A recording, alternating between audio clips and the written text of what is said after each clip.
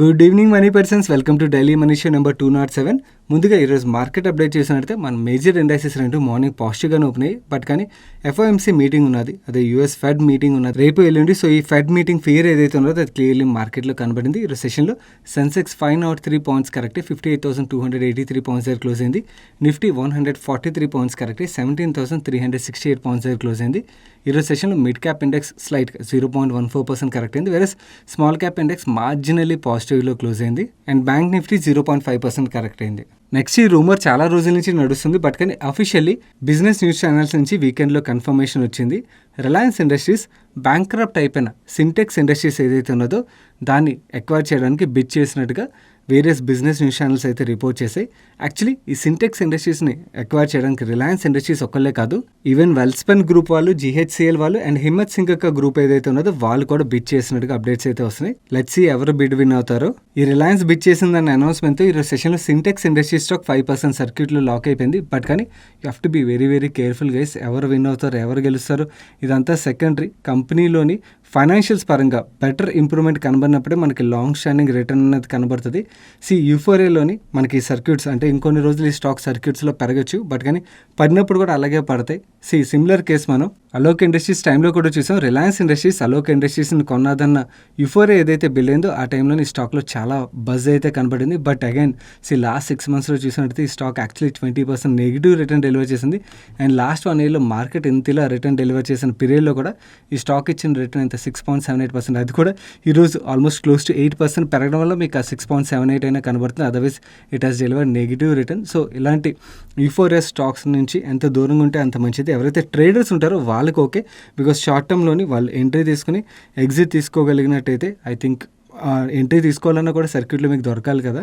So ఒకవేళ దొరికితే అలా చేసే వాళ్ళకి డిఫరెంట్ థింగ్. అలా అయితే you can gain some short term momentum, but you can play that momentum, but exit అవ్వాల్సింది ఉంటుంది. వేరేజ్ ఎవరైతే అలాంటి మూమెంటమ్ ప్లే చేయలేరో అలాంటి వాళ్ళు ఇలాంటి స్టాక్స్ నుంచి ఎంత దూరంగా ఉంటే అంత మంచిది. మన క్వాలిటీ స్టాక్స్ మీదే వాటి వెనకాలే మన డబ్బులు ఏవైతే ఉంటుందో మన హార్డ్ అండ్ మనీ వాటిల్లోనే ఇన్వెస్ట్ చేయడం వుడ్ బి బెటర్. ఇలాంటి స్టాక్స్ నుంచి ఎంత దూరంగా ఉంటే అంత బెస్ట్. నెక్స్ట్ వీకెండ్లో ఆటో యాన్సిలరీ కంపెనీ అయిన మిండా ఇండస్ట్రీస్ నుంచి ఒక ఎక్స్చేంజ్ ఫైలింగ్ వచ్చింది. ఇది చాలా important update. Minda industries Germany based company అయిన ఫ్రైవో ఏజీ, ఇది ఎలక్ట్రిక్ మొబిలిటీ సొల్యూషన్స్ ప్రొవైడ్ చేసే కంపెనీ. ఈ ఎలక్ట్రిక్ మొబిలిటీ సొల్యూషన్స్ ప్రొవైడ్ చేసే కంపెనీతోని జాయింట్ వెంచర్ని అనౌన్స్ చేశారు. ఈ జాయింట్ వెంచర్లో భాగంగా ఎలక్ట్రిక్ వెహికల్ కాంపోనెంట్స్ని మ్యానుఫ్యాక్చర్ చేసి మన ఇండియా అండ్ అలాగే ఇండియన్ సబ్ కాంటినెంట్స్ ఏవైతే ఉంటే ఇక్కడ వీళ్ళు సప్లై చేయబోతున్నట్టుగా మెన్షన్ చేస్తున్నారు. అండ్ ఈ combined entity electric 2-wheeler and 3-wheeler రిలేటెడ్గా ఫుల్ ఈ డ్రైవ్ లైన్ సొల్యూషన్ని ప్రొవైడ్ చేయబోతున్నట్టుగా చెప్తున్నారు. అండ్ ఈ జాయింట్ వెంచర్లో మిండా ఇండస్ట్రీస్ 50.1% స్టేక్ని హోల్డ్ చేయబోతున్నట్టుగా మెన్షన్ చేస్తున్నారు. ఈ అప్డేట్ ఈరోజు సెషన్లో Minda industries stock close to 10% పెరిగింది. నెక్స్ట్ నేను మన ఇన్స్టాగ్రామ్లోని అండ్ అలాగే మన ఛానల్ యొక్క కమ్యూనిటీ ట్యాబ్లోని ఒక ఇమేజ్ని షేర్ చేశాను. బేసికలీ మన ఛానల్లో న్యూ ఇయర్ కంపెనీ అంటే మీకు గుర్తుందా ఎంటీఆర్ టెక్నాలజీస్కి తీసుకెళ్ళి మీకు కంపెనీ చేసే బిజినెస్ గురించి అండ్ అలాగే వాళ్ళ ఆపరేషన్స్ గురించి క్లియర్గా అంటే కంపెనీలోకి ఫ్యాక్టరీలోకి తీసుకెళ్ళి చూపించాను కదా. ఆ న్యూ ఇయర్ కంపెనీ సిరీస్ ఏదైతే ఉన్నదో ఈ సిరీస్లో నెక్స్ట్ వీడియో చేద్దాం అనుకున్నాను. సో ఏదైనా కంపెనీకి వెళ్ళాలంటే మీ ఫీడ్బ్యాక్ పెట్టంటే మీకు ఏ కంపెనీ చూడాలనుకున్నారో ఆ కంపెనీకి వెళ్దామని చెప్పి మన వాళ్ళని షేర్ చేయమని అడిగాను. మీలో కూడా చాలామంది కామెంట్ సెక్షన్లో మీకు నచ్చిన కంపెనీస్ ఆర్ మీరు ఇన్వెస్ట్ చేసిన కంపెనీస్ యొక్క పేర్లు షేర్ చేశారు. కొంతమంది మాత్రం actually IT companies, internet based companies గురించి అడుగుతున్నారు. Guys, IT companies, internet based కంపెనీలో మనం చూపించడానికి ఏమి ఉండదు, మనం చూసేదే ప్రోడక్ట్. సో ఐఆర్సిటీసీ ఉన్నదనుకోండి, మనం ఏదైతే ప్రోడక్ట్ చూస్తే అదే ప్రోడక్ట్ ఉంటుంది.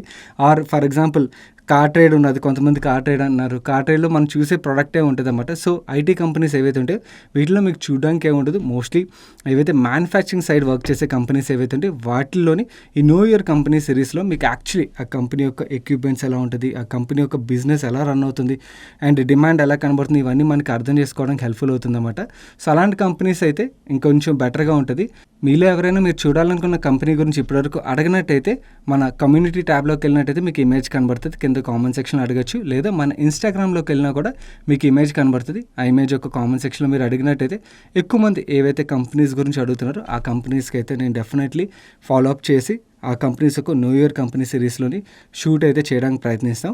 సో ఈరోజు ఈ వీడియో చూసిన తర్వాత మీరు అడగాలనుకున్న కంపెనీ పేరు షేర్ చేయండి. నేను ఇన్స్టా లింక్ ఏదైతే ఉన్నదో ఆ పోస్ట్ ఒక లింక్ని కింద కామెంట్ సెక్షన్లో ఫస్ట్ కామెంట్లో పిన్ చేసి ఉంచుతాను. అండ్ అలాగే ఈ వీడియో రిలీజ్ చేసిన తర్వాత మన టెలిగ్రామ్ ఛానల్లో కూడా షేర్ చేస్తాను. నెక్స్ట్ శ్రీరామ్ గ్రూప్ చాలా మేజర్ కార్పొరేట్ రీస్ట్రక్చరింగ్ని అనౌన్స్ చేసింది. ఈ రీస్ట్రక్చరింగ్ మొత్తం మీకు ఈజీగా అర్థం అవడం కోసం సింపుల్గా ఎక్స్ప్లెయిన్ చేయడానికి ప్రయత్నిస్తాను. ఈ ఎంటైర్ ఇమేజ్ని చూసి ఒకసారి కంగారు పడకండి, చాలా ఈజీ అర్థం చేసుకోవడం. శ్రీరామ్ గ్రూప్లోని శ్రీరామ్ క్యాపిటల్ లిమిటెడ్ ఏదైతే ఉన్నదో ఇది unlisted entity, and Shriram transport ఏదైతే ఉన్నదో ఇది లిస్టెడ్, అంటే స్టాక్ మార్కెట్లో లిస్టెడ్ ట్రేడ్ అవుతున్న కంపెనీ. And Shriram city union finance కూడా స్టాక్ మార్కెట్లో లిస్టెడ్ ట్రేడ్ అవుతున్న కంపెనీ. ఇప్పుడు వీళ్ళు ఏం చేస్తున్నారంటే ఈ శ్రీరామ్ సిటీ యూనియన్ ఏదైతే ఉన్నదో దీన్ని తీసుకెళ్ళి శ్రీరామ్ ట్రాన్స్పోర్ట్లో మర్జ్ చేస్తున్నారు. సో ఇది ఒక పార్ట్. శ్రీరామ్ సిటీ యూనియన్ ఒక సబ్సిడరీ కంపెనీ శ్రీరామ్ హౌసింగ్ ఏదైతే ఉన్నదో ఈ శ్రీరామ్ హౌసింగ్ కూడా ఆటోమేటిక్గా దీన్ని మర్జ్ చేసినప్పుడు ఆటోమేటిక్గా అది కూడా మర్జ్ అయిపోతుంది కాబట్టి ఆటోమేటిక్గా శ్రీరామ్ ట్రాన్స్పోర్ట్లో మర్జ్ అయిపోతుంది. ఈ శ్రీరామ్ ట్రాన్స్పోర్ట్కి వాళ్ళ బిజినెస్ కాకుండా శ్రీరామ్ ఆటోమాల్లోని 44.56% స్టేక్ ఉన్నది. మిగిలిన పర్సెంటేజ్ ఆఫ్ స్టేక్ కార్ట్రేడ్ వాళ్ళ దగ్గర ఉన్నది. కార్ట్రేడ్ శ్రీరామ్ ట్రాన్స్పోర్ట్ వాళ్ళు కలిపి స్టార్ట్ చేసిన బిజినెస్ ఇది కాబట్టి శ్రీరామ్ ఆటోమాల్. సో ఇందులోని వీళ్ళ స్టేక్ ఏదైతే ఉన్నదో అది శ్రీరామ్ ట్రాన్స్పోర్ట్ దగ్గరే ఉంటుంది. ఈ శ్రీరామ్ క్యాపిటల్ ఏదైతే ఉన్నదో ఇది అన్లిస్టెడ్ ఎంటిటీ.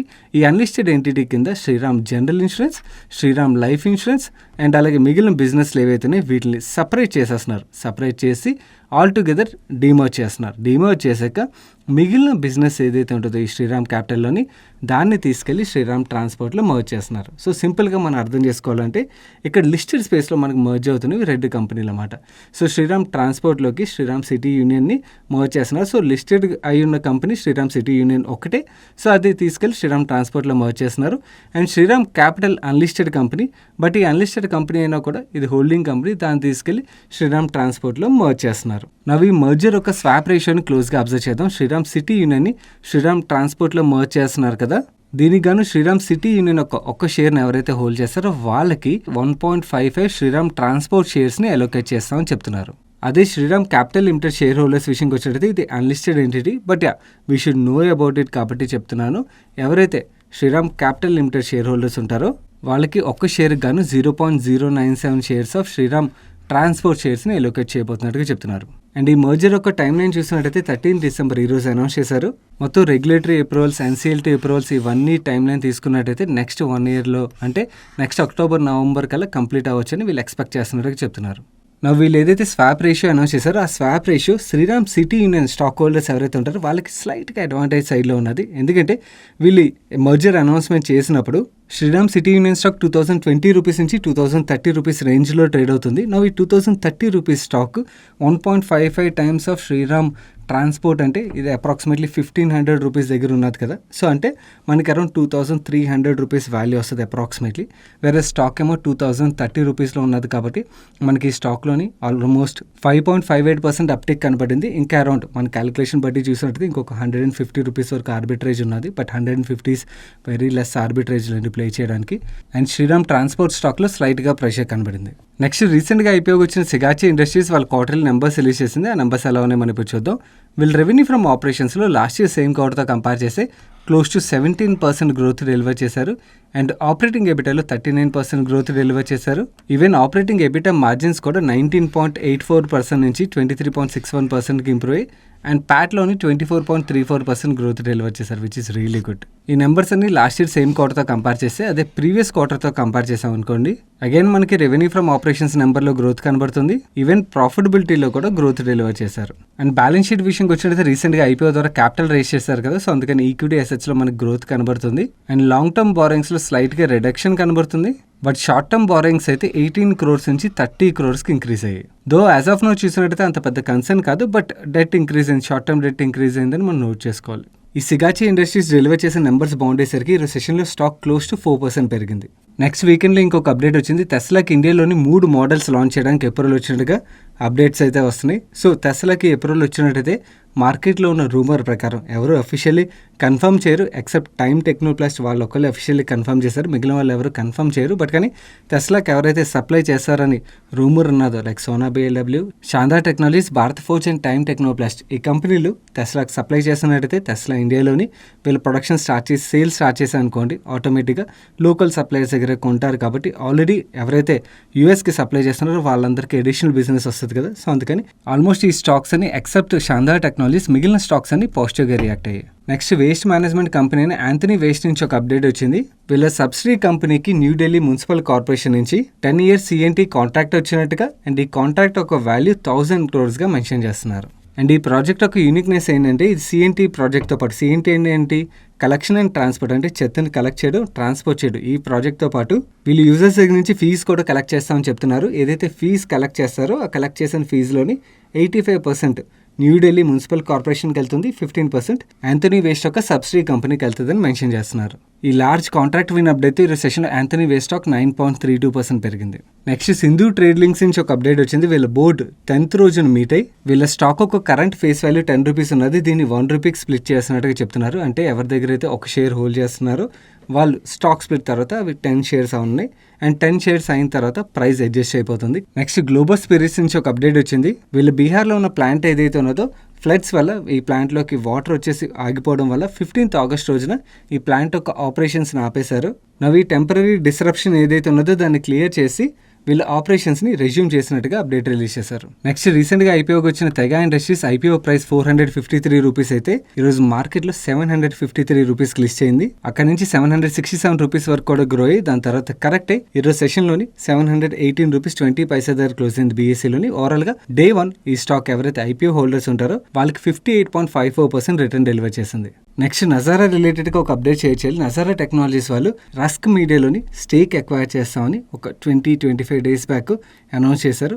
దాన్ని బోర్డు వీకెండ్లో అప్రూవ్ చేసింది అండ్ ఈరోజు మార్కెట్ అవర్స్లో 10% స్టేక్ ఈ రస్క్ మీడియాలో వీళ్ళు ఎక్వైర్ చేసినట్టుగా అఫీషియల్ కమ్యూనికేషన్ రిలీజ్ చేశారు. నవ్వు ఈ రస్క్ మీడియాలో స్టేక్ ఎక్విజిషన్ ద్వారా వీళ్ళు ఏం చేద్దాం అనుకున్నారంటే మన కంట్రీలోని ఈ sports related ecosystem build చేయడానికి వీళ్ళు ప్రయత్నిస్తున్నారు. బేసికల్ వీళ్ళు గేమ్ కన్నా ఈ నాట్విన్ గేమింగ్ వీళ్ళ ప్లాట్ఫామ్ ఏదైతే ఉన్నదో దాని ద్వారా ఈ స్పోర్ట్స్ రిలేటెడ్గా వేరియస్ ఐపీస్ బిల్డ్ చేసి దాని రిలేటెడ్గా ఈకో సిస్టమ్ బిల్డ్ చేసినట్టయితే వీళ్ళు వేరియస్ యాక్టివిటీస్ అంటే వేరియస్ గేమ్స్ రిలేటెడ్గా వీళ్ళు టోర్నమెంట్స్ కానీ ఇవన్నీ కండక్ట్ చేసి మనీ ఎర్న్ చేయొచ్చు. సో దాని రిలేటెడ్ ఈకో సిస్టమ్ బిల్డ్ చేయడానికి వీళ్ళు ఇన్వెస్ట్మెంట్స్ అయితే రెగ్యులర్గా చేస్తున్నారు. నెక్స్ట్ రివోల్ట్ ఈ బైక్ సేల్ చేసి రతన్ ఇండియా నుంచి ఒక అప్డేట్ వచ్చింది. వీళ్ళు ఆంధ్రప్రదేశ్ విజయవాడలోని వీళ్ళ సెకండ్ స్టోర్ ఓపెన్ చేసినట్టుగా చెప్తున్నారు. దీంతో వీళ్ళ రీటైల్ అవుట్లెట్ నెట్వర్క్ 20 స్టోర్స్కి రీచ్ అయినట్టుగా కంట్రీ మొత్తంలో మెన్షన్ చేస్తున్నారు. అండ్ రీసెంట్ టైంలో వీళ్ళు back to back stores open చేస్తున్నట్టుగా మనకు ఎక్స్చేంజ్ ఫైలింగ్స్ బట్టి అర్థమవుతుంది. నెక్స్ట్ బిఎల్ఎస్ ఇంటర్నేషనల్ నుంచి ఒక అప్డేట్ వచ్చింది. వీళ్ళు కువైట్లో ఉన్న మన ఎంబసీ ఆఫ్ ఇండియాతోని కాంట్రాక్ట్ సైన్ చేసినట్టుగా చెప్తున్నారు. ఈ కాంట్రాక్ట్లో భాగంగా వీళ్ళు counsellor passport and visa services offer చేయబోతున్నట్టుగా చెప్తున్నారు. నెక్స్ట్ గ్రీన్ ల్యాంప్ ఇండస్ట్రీస్ నుంచి 2 అప్డేట్స్ వచ్చి ఒకటి వీళ్ళ స్టాక్ ఒక ఫేస్ వాల్యూ 5 రూపీస్లో ఉన్నది, దాన్ని 1 రూపీకి స్ప్లిట్ చేస్తున్నట్టుగా. అంటే ఎవరైతే గ్రీన్ ల్యాంప్ ఇండస్ట్రీస్ ఒక షేర్ని హోల్డ్ చేస్తారో స్ప్లిట్ తర్వాత వాళ్ళ షేర్ కౌంట్ 5కి మల్టిప్లై ఉన్నది. అండ్ సెకండ్ అప్డేట్ చూసినట్లయితే వీళ్ళ కెపాసిటీని ఎక్స్పాండ్ చేయబోతున్నట్టుగా అప్డేట్ రిలీజ్ చేశారు. వీళ్ళు ఆంధ్రప్రదేశ్ నెల్లూరు నాయుడుపేటలో ఉన్న వీళ్ళ మ్యానుఫ్యాక్చరింగ్ ప్లాంట్ ఏదైతే ఉన్నదో అక్కడ కొత్తగా practical board and align products యొక్క మ్యానుఫ్యాక్చరింగ్ ప్రాజెక్ట్ ని గ్రీన్ ఫీల్డ్ ప్రాజెక్ట్ సెటప్ చేయబోతున్నట్టుగా చెప్తున్నారు. అండ్ అలాగే వీళ్ళ ఎగ్జిస్టింగ్ కెపాసిటీ ఏదైతే ఉన్నదో అక్కడ లామినేట్ ప్రాజెక్ట్ ఉన్నది వీళ్ళకి.